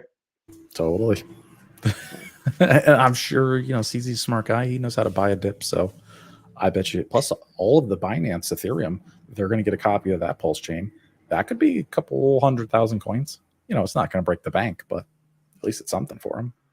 Yeah, that's true. I mean, so many tokens, I'm really excited to see who is going to come out and say we're going to support PulseChain. Like Ethereum it's just untenable for us to run on anymore. PulseChain makes sense. Totally, dude. It's so bad, man. Yeah, that's like when I'm excited about a $5 gas fee, like that's rough. Excited about $5. Yeah, wow. It's like, wow, it's only $5 tonight. That's cheap. Great. Like, come on, man. That's fucked up, man. It should be like a nickel, No more weekends of I really need to get my coins out. Everything's going down, but it costs $900 to send them. Right. Or to make this trade on Uniswap. Oh, that's crazy. It's madness. Shouldn't happen, but that's all right. We're fixing it. Yes, very soon. Any day now. When do you think PulseChain is going to launch? Well, my last prediction was there'd be an announcement in April. Maybe that's that kind of. I mean, there was an announcement of some sort. It wasn't quite the details that we're looking for. And then I said in May, I think it's going to be May, and that was before he said mid-May, any of that stuff. So I was spot on Okay. for a while. Not looking good right now. I don't expect No. my prediction to stay intact. It very well could, and praise whatever God you believe in, if so. But man, I don't know. I keep hearing, and when I watch, I watch Richard's body language. I again watch every stream, every minute I can. It just seems like he's saying his lips are saying weeks, and I keep hearing 2 weeks, and not 2 weeks as in the 2 months and the all this stuff thing. I hear like he seems to be like he's putting a little bit more into it than he used to. Like he's not just doesn't seem like he's speculating anymore. It seems like, guys, as soon as these bugs are fixed, I'm gonna, whatever's gonna happen, the fork date's gonna be announced, or the 2-day testnet V3 is gonna be announced, or whatever happens, but it's coming. And when it happens, I feel like we're gonna hear some grumbling. We're gonna get a little bit. It's like somebody's gonna leak something, I think. But it's got to be June, right? It's got to be. It can't be past June, can it? It could be July. It could be. I think before August. I expect July at the latest, like end of July at the absolute latest. Yeah. It can't be more than a year, right? Isn't July like the 1 year SAC time frame or something? Oh, you're right. I think that is the 1 year anniversary. Just throwing it out there. Yeah. I remember SAC phase was in July, I believe. July. Chat, correct me if I'm wrong. Yeah, I don't remember the exact date, but I think that sounds about right. We're coming up on it. So yeah. Which is only half the time we waited for Hex. We waited for Hex for 2 years. I know. It's such a good point. Nobody remembers that. It was a long time for Hex. I watched so many streams. I feel like I knew Hex a lot better 2 years ago than I even know it today, just because all the stuff Richard said about it was so fresh in my mind from hearing, every breath he said about it. Oh yeah, that's a good point. Now the only difference here, and I actually got this from Trayvon James, is for Hex though we didn't pre-buy. We were waiting for the adoption amplifier on day one. Day one was when you could buy. That's true. PulseChain for this waiting for a year. Some people put in freaking like house money, like $250,000 sacks or 50 grand or 100 grand. That money's been gone for a year. Kind of hurts. So I totally see how this is different. But that's true. That's a great point. It is different in the way that you are waiting for something to be released. You're not just getting more of the coin. Yeah, it's like maybe that's why it hurts a little bit more. That's why there's so much. Yeah, and people, once Hex was proven, once it was a deal, and you're like, all right, Richard he's doing some serious. Because I remember when Hex first came out, I was like, I don't know how serious to take this. Like, he's never did a coin before. How much is he going to promote it? Is it going to go away soon? Is he going to get bored? How well will it do? And then once I've seen it succeeding, I was like, and then PulseChain, I'm like, yes, whatever you do, yes, I know this is going to be good. And keep the sacks coming. Wallet coming this year too, right? Like we're next sack in 3-4 months probably. Oh my God. Keep it coming, because hey, ain't nobody lost money on Hex unless you bought it real high so far. So PulseChain, why not? PulseX, it all makes sense. Like everything it's not just this hype thing. It is like, if you understand the system, you listen to us talk about it, you listen to anyone talk about it, you understand the fundamentals built in, it is designed to appreciate. Why don't you want to buy something that's designed to appreciate? And it's already proven by the previous product that came out. Why not? Hey, totally. And we get a copy of that other product in this product. Yes. It's just like this, like just layer after layer of fundamentals. It's amazing. I want to get to Black Millennial here. Do you think Coin Bureau will eventually cover PulseChain PulseX? I unfollowed guy over at the Bureau, man. I don't trust him. Nope, he's a paid shill, bro. He's a furu. He won't talk about PulseChain. Nope, I do not expect any love from him. So negative. I was a fan of his, but not anymore. Okay. Well, Coin Bureau, folks, if you ever want to join the winning team over here, take you back. We could use all the good press we got. Yeah, he makes they good say videos any too. press is good press, but hey, the more good articles to drown out all the noise, we'll take them. Totally. And I prefer positive press versus like the negative press we've been having recently and all the drama online. And I don't want that stuff, man. I want like Bloomberg articles like, hey, here, have you heard of this new crypto that's going to blow your mind? Like, I want that kind of stuff coming out. Yes, yes. Even jokes by famous people, like even people who aren't taking it seriously, but kind of give it a shred, benefit of the doubt. That would be good. Just, I mean, who's not? Why are people not writing articles? Do they just? I don't know. I mean, we can go on a whole rabbit hole there, but it's like I'm surprised we haven't seen enough legit big news outlets with journalists who care about covering crypto talk about it. They just don't talk about it. Like crickets, right? Like there's nothing. It's crazy, right? Crazy. All right, so we covered a lot of ground there with. I mean, we need to calm down. Let's calm down a little bit. Let's talk about living forever. How about that? Sure. So, probably gonna lose half the people watching who are okay with death, I guess. Whatever. We're gonna talk about longevity. Sins Foundation. Aubrey de Grey. I saw a picture. I think it's on your Twitter, I believe, of you sitting beside the legend, the man who wants to save your life, alongside with Richard. I've speculated there will be a Heart Foundation one day. Oh, I just coined it. Nobody go register that domain. Please let Richard have it. But I'm speculating. What else would it be called? Right? What else would it be called? Yeah, Heart Maybe we call it the Pulse Foundation. I'm pretty sure. There's a lot of inside jokes on that one, but I think I'm going with Heart Foundation. I think Richard, and I've said this 50 times, he's in it for glory, and he's in it. He's using crypto. I think crypto will be a footnote in his Wikipedia article later on. I think he'll be known for longevity. He'll be using crypto to fund saving people's lives, extending lifespans. That's what I think. So, do you think we have a chance? Like, you've talked to the man before. You're obviously not a longevity expert, but you've made the rounds. You've talked to people who are into it, and you've been a fan of Richard Heart, so you know what he knows about it too, from all the streams and stuff. So, what do you think? Yeah, I mean, first thing I'll say is, shout out to Aubrey de Grey. He's a great guy. I had the pleasure of meeting him in Las Vegas in March at the Hex convention. Aubrey did a talk for almost an hour on day 4, the last day. And then he hung out with us for an hour in like a private room, like right off the convention hall. So that picture on my Twitter, it's my like profile pic.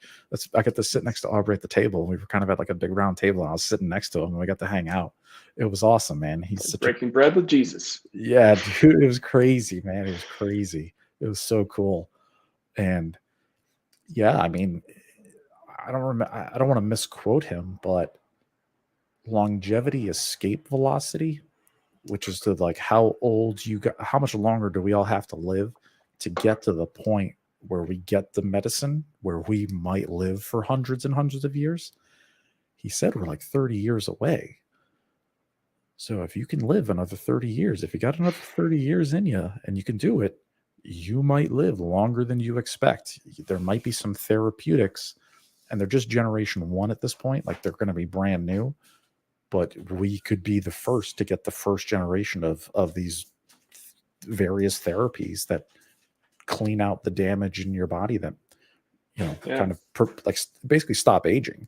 That's really what it's about. Stop it or reverse it. Even. Yeah. So, yeah. But you do, I mean, as far as I know, though, these therapies will be, so if you're 20, that's great news for you. If you're 30, that's great news for you. If you're 40, well, it may be good news for you. You need to take really good care of yourself to that point, because once I don't think you're going to be able to fix, once you get to a certain point, it's really hard to reverse some of the damage you've done to your body, your mind, all these things.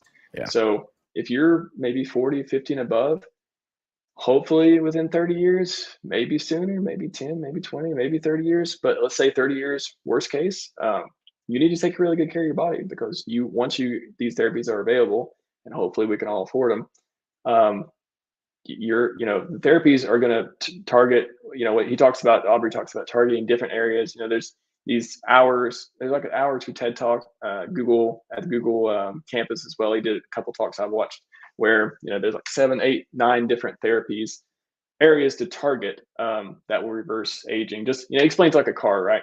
Car has you do maintenance to a car over time. The more parts you do maintenance on, lube, oil, grease, replace as they go on, the longer your car. So you can have a car that's 100 years old, and most cars only last 20, 30 years, but it's been well maintained. That's the analogy to the body and longevity and living for a long time. There's Yes. no clock. There's no death clock. There's no humans are not supposed to live to a certain number. It is just your body breaks down over time. And what the Sins Foundation, Aubrey, and all the folks on longevity want to do is they want to target maintenance and do different therapies that can heal you and before it gets too bad where it can't be reversed and all this stuff. So when you talked to Aubrey, did you talk about longevity? Did you talk about any of the therapies? Like, did you get any insight about how things are moving forward? You actually just summed it up literally perfectly. I've watched him for a little bit. Yeah, because Aubrey didn't, when we had the time with him, he didn't go through, he talked about one or two of those examples, but you just summed it up. There's a whole list of therapies. Like there's those that called top 10, there's like top 10 forms of bodily damage and just build up that you got to clean out and keep up with. So yeah, that's exactly how he summarized it. He didn't get too technical with us there. We only talked to him for an hour and we were kind of hanging out having cocktails, but so we didn't get too deep into it, but that's you just said it, man. That's exactly how it goes. Nice. Well, so why do you think people are so skeptical? Like, why is it so hard to fund these type of things? Yeah, that's a really good question. Until Richard had said that people were resistant and didn't like it, I had no idea. Or even Elon Musk isn't into longevity. Very strange. I find that so bizarre. Well, have you talked to people? Have you said like, hey, have you tried to explain about Aubrey, Sins Foundation, things like that? And I know I have a few times, and it just, especially if you're talking to an older person, maybe they're in their 50s, 60s, they're just like it's a fairy tale, which there's some truth to that. Like I said, Yeah. it may not help them as much as it would a younger person because they're, what we just talked about. But yeah, even if, I could tell someone 20, I'm pretty sure I've talked to 20-year-olds, 30-year-olds and stuff, and I've mentioned it, and it's just like, just one ear and out the other. Like, you can't be serious type of thing. Really? I've never met anybody yet who rejected it or resisted. Let's just put it that way. It's not that they don't want to live longer. It's just that death is, I guess the argument is everyone before me has died. Everyone before me has died before the age of 100. What's different now? What would you say to that? Kind of like, you're talking to someone and they bring up that argument. Like, what would you say to that? The only answer to that argument is to use the Elon Musk analogy. It's like, if you ever want to go to Mars someday, you want to be an astronaut, you want to set foot on the Mars soil, we have to work on it every day. We got to build the rockets. We got to develop the science. We got to train. We got to get everything ready. It'll take us decades, but if we work every day toward it, we'll get there. I'd say the same thing with this. It's like, sure, if you're 60 years old right now, not looking good. You're not going to make escape velocity. But if all of us together work on it every day and make progress, there's a chance we could see it in a couple decades. Do you think that's the thing with the funding? Maybe because the older, the older people have a lot of the money in the world, and they're like, well, how does this benefit me, right? And maybe they're in a weird position with it. That's a good. That sounds logical to me. Absolutely. They figure that if they're already wealthy, they're not going to make escape velocity. What do they care? They know they can't take it with them. So, and I get that philosophy too. I sort of live my life that way. I don't, I'm drinking beer. Like I'm not the perfect model of health myself either. So I get it, right? Like, you got to live your life and enjoy some pleasure, but that's a tough one. Yeah. I don't know how they think, but with the moon analogy or with the, going to space analogy with Elon and stuff, I could see maybe there's, we went to the moon. People have seen NASA do it. They've seen us accomplish things in space. They haven't seen anyone live longer, right? Other than diet, exercise, running water, like kind of the basics where it's much more tangible, much more easy to see that, okay, if you take care of yourself, you'll do this. And maybe now people are kind of like, well, I think we did the most we can do. You can't, we got the best food, we got the best available. At least not everyone eats the best food, but we have the best food available. We have the everyone's got shelter, running water. A lot of the developed world at least. And hey, take care of your mental health, take your vitamins, all this stuff. Maybe we can see 80, 90, something like that. But why nobody thinks 100? Everyone thinks, and maybe because it's so rare too. They've only seen people that live past 100. Only a few people, right? There's like you always hear the world's oldest person is like 117 or something. You hear all these things. You've only seen it a handful of times. It's so rare. How could that be you? Why would that be you? Yeah. I think the most concentrated place of centurions that are like people over 100 that I know is Okinawa, Japan. Yeah. They're the Okinawans, especially women who live there and who eat the diet there, which is mostly like rice and veggies. A lot of those women live to 100 and they're still mentally with it, and they go to their dance classes every day, or they're whatever they're doing, and they're still active. So yeah, with really strict diet, like really super healthy strict, and like exercise daily, yeah, the Okinawans are making it, they're stretching it to 100, but that's about it. That's a good point too. Maybe people see that and combine that with a point of, you say I'm drinking beer right now. Obviously beer is not no one's going to recommend you drink one beer every day for your health, for example. No. It's not the worst thing for you, obviously, but it's not something, it doesn't show people, it doesn't signal that you're that you're like being super nutritious when you do, blah, blah, blah. Yeah. But do you think people are just kind of like, I don't want to make that trade. I don't want to give up the things I like for this, slim chance I may live longer? You think that's like a kind of a mental block too? I personally have that sort of mental battle in myself. So yeah, I see that totally, because I live it, because I'm also vegan, and like I'm a fan of Jay Kordich, who's that juicing guy from the 80s. Let me tell you, man, he's still alive. He's 92 years old right now, bro. He still juices every day. He's on I think he still does like commercials and stuff. And like, he's older now, but like, if you really take care of yourself and really eat clean, you can live a long, healthy, good life. Yeah, it's totally possible. So once I'm 36 right now. Once I'm 40, I plan on like cracking down. Yeah. I mean, I think that's a plan for a lot of people can have, and it can be effective too. Like you said, when you're in your 20s, 30s, you're kind of like, yeah, I can do whatever. But I've heard, I've yet to experience yet, but when you get in your 40s, you need to take better care of yourself, because you have less energy, lower metabolism, all that stuff.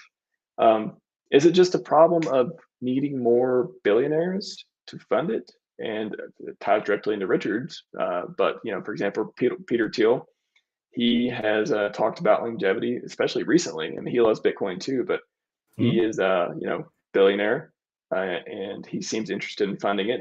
He is a contrarian and great investor. And one of the things that he talks about is like he asks people, what are people like? What is basically what is a good idea, or what is a very profitable business, or what's good for the world that no one's funding, no one's doing it, no one's buying it, no one's supporting it. And I'm so happy to see him get into longevity research and stuff. Do we just need more billionaires? Is that the problem? I think that'd be a huge help if we had more billionaires just literally just throwing cash at it, like making it rain. You know what I mean? Just like, just bombarding Sens and Aubrey with cash, just pallets of cash. Yeah, I think that would literally like speed up the whole process. Yeah. Wow. I mean, that's what makes me so excited about, if and when there is a Heart Foundation. Can you imagine, Richard with multiple $1 billion setting it up in a way that just funds longevity? Like, it almost overfunds it. It funds it just enough to it maximally funds it, and it'd be funded for the next 50, 100 years, the way he could set it up with that much money. For sure. That makes me excited about the future of longevity. Mm-hmm. And it doesn't have to be nonprofit either. All of the spin-off companies from Sens who make products and these therapies, you can make cash. So literally they fund themselves. Then it's just pure money. Then it's the next Pfizer. I think it'll put big pharma out of business. If we could replace them, like everything big pharma's doing today, literally replace with longevity therapy, it's like a whole new industry. You'll turn the medical industry upside down. Wow. That would be something that gives me hope. I think these are the conversations getting out there, especially with either billionaires, no matter what age they are. They want to do they want to fund things either intellectually because they just find them interesting. They know that they can make a huge impact because there's no competition right now. No one's funding it, but they know it will work. That kind of challenge. And then you have young people coming out of college not believing that you got to die. You got to die at 80. That's the age. Whatever the average is in your country, whatever average is, you're gonna probably die before then. Like the odds are, or right at it. Like, stop being pro-death. Like I don't know. It's not a delusion. It's not you don't have to be delusional to believe in making people live longer. I just don't think that's something that's so crazy and out there. I agree, and it's inevitable. This technology will be invented in the future. It's just a matter of when and if you're going to be alive to see it. Because in 500 years from now, it's already going to be done. This will already be all fixed. Can we get it now? That's the real question. Is this electric cars from 20 years ago? I mean, like, I think we're not even, as far as longevity, I don't even think we've invented the Ford Model T. Like, we don't even have a car yet. We're like, it's like, maybe we got bicycles. Like, I don't even know if I don't know how effective the longevity therapies of today are, if there are even any that are worth it. I don't even know. You hear, what's his name? David Sinclair. He wrote a book, Lifespan, and he's always doing streams and interviews and stuff. And he takes some stuff. I forget what they're called, but if you're interested in any of the experimental drugs, of course, do your own research, all that stuff. He talks about a few different ones, and I believe they're getting a little more popular. But stuff's so hard to tell because you got to take it for years and years to know if it's working. You got to have all these different data points to back it against, which takes forever. And that's another tragedy of it. Just takes a long time to know what works. So I don't know. I guess that's why we experiment on mice, right? We can, unfortunately for mice, they help us figure out what may work for humans.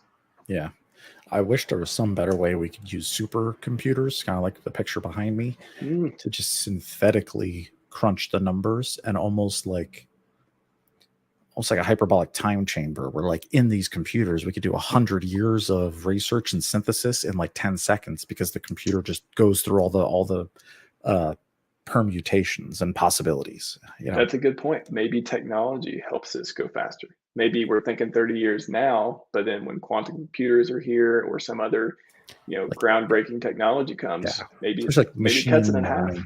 Yeah, I think especially once the machine learning quote AI algorithms are really good, and when they stop being used for ads, when their main use case isn't for ads and stealing your data, maybe we'll shift it to longevity. Repurpose them, if you will. Totally, that'd be much better use of them, right? It is kind of sad when you think about that, all the money and all the CPU power and all the energy in the world from all the big tech companies is going towards screwing your eyeballs, in a sense. What if you redirected that? Here's the commercial. What if you took that and put it into saving people's lives? Like, I think there's some truth in that. I think it is. Like, we're too busy trying to get people to click on ads and not focused on making people live longer. I think one day, I think we're going to go in one direction or the other, but I certainly hope that all these things can really help people. And these are things, and it all goes back to Richard. His mission is glory. It's a very selfish mission, but that's okay because it's good. And the things he wants to do are healthy and they help people. So he can be as selfish as he wants. He deserves to be the richest man in the world. If he creates that much value, you deserve it. Elon Musk, richest man in the world. Why? Yep. He creates a shit ton of value for everyone. He deserves it. Yep. He deserves every penny. So I'm hoping Richard will be the same way one day. I think so. I completely agree. I think Richard might be the richest person in the world someday. I do. He's on track. Well, man, I think that's a pretty good stopping point. this has been just a fantastic conversation. Like I have thoroughly enjoyed it. Yeah, this is like effortless. We could keep talking for hours and hours and hours. Yeah. Yeah, I know. I mean, I certainly hope this is not the last conversation. It's the first one I've had for you on camera, as I mentioned before. But yeah, man, you are a smart gentleman and so pleasant and so fun you to as well. talk to, and just so much stuff that's why I want to do these interviews and these streams. I want people to know these ideas because there's a lot of people like yourself out there who know them and can present them well. And there's a lot of people thirsty for knowledge and they want to know how this works, how that works. What are you all talking about? Give them some things to think about as well. So it's been a pleasure. I want to leave on any. Is there something, someone, some product, I mean, it could be anything in the world that you would like to thank, express gratitude for, just sending away with just a positive message with something that's helped you, someone, or anything like that? Oh yeah, sure. Well, I just want to say a heartfelt, deep thank you to everybody out there, everybody who's listening, who voted for my validator on the PulseChain. It means a lot. It means a lot to me. I did not expect to be number one. And Hodl Dog was number one for a minute there. There it is. Nice necklace. I like that.